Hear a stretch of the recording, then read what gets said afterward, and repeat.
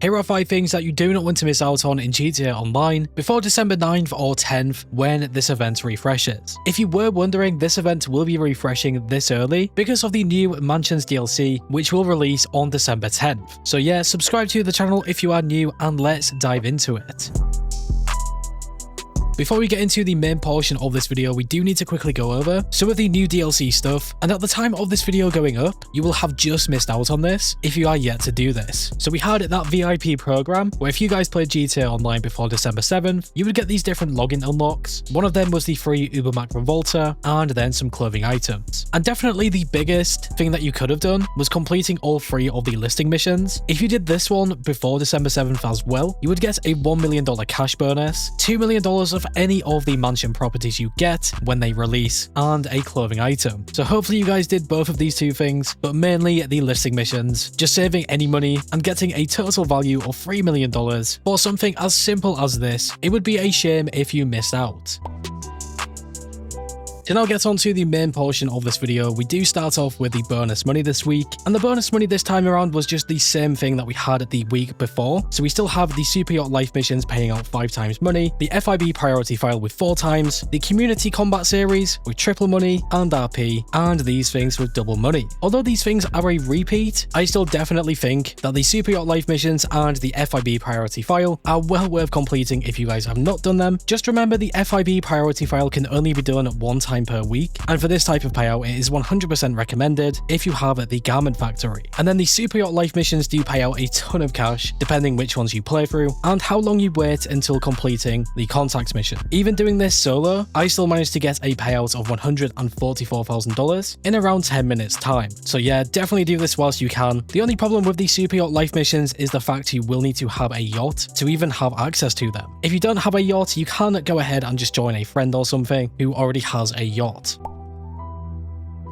After the bonus money, we then have our discounts. There is no Black Friday discounts this week, but you still might want to take advantage of some of these things. For example, the Banshee GTS with that 30% discount, or even the yacht could still potentially be a nice thing to get. However, I would be really cautious because of course the new DLC is only dropping in roughly 3 days, so you don't really want to spend too much money, and if anything, I would genuinely just save your cash completely for the new DLC and the new event week that comes with it. Probably the most notable vehicles here will be the LM87, Banshee GTS, the Ubermac Niobe, and I would probably say the Tyrus or the Emerus. Even just saving 30% is still absolutely huge, especially if you already wanted to get one of these things.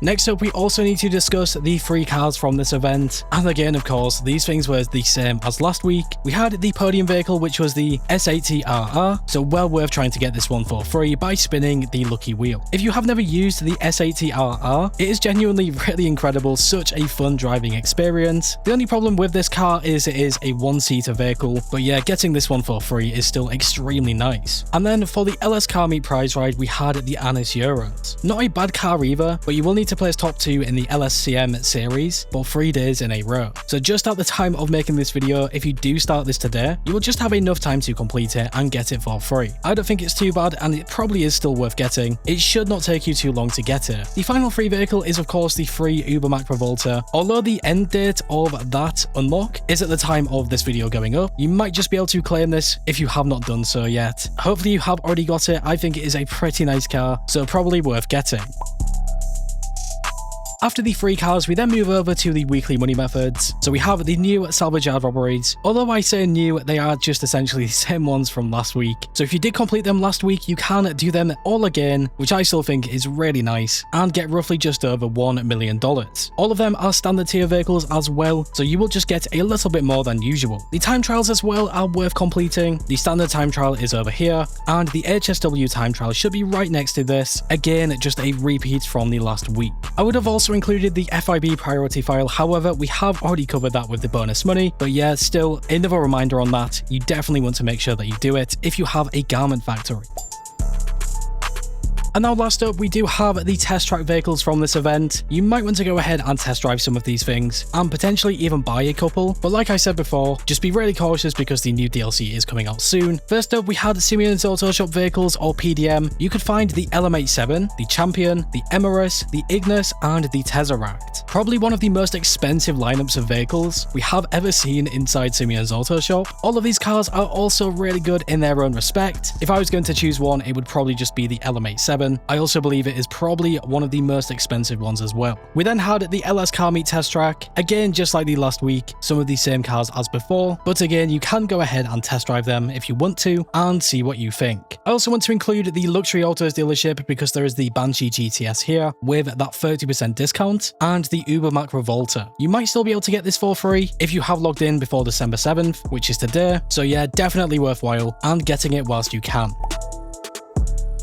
So yeah, with all of this out of the way, that is pretty much everything from the event week that you do not want to miss out on. And like I've already mentioned as well, a lot of these things were already in the event week before that, with all of the Black Friday discounts. So if anything, the last week was actually much better. This one was just sort of a repeat, but not including Black Friday discounts. So to a lot of people, it might look like a disappointing week or half week, but as long as you guys focus on things like the yacht missions, the FIB priority file, potentially some of the different discounts, or even manage to get some of the free vehicles, this still could be a really nice event week, especially right before the new Mansions DLC that comes out on December 10th. So yeah, overall, what do you guys think about this week or half week? Have you got some of the free vehicles? Maybe even played through the yacht missions a few times, or even completed the FIB priority file again for that $1.2 million.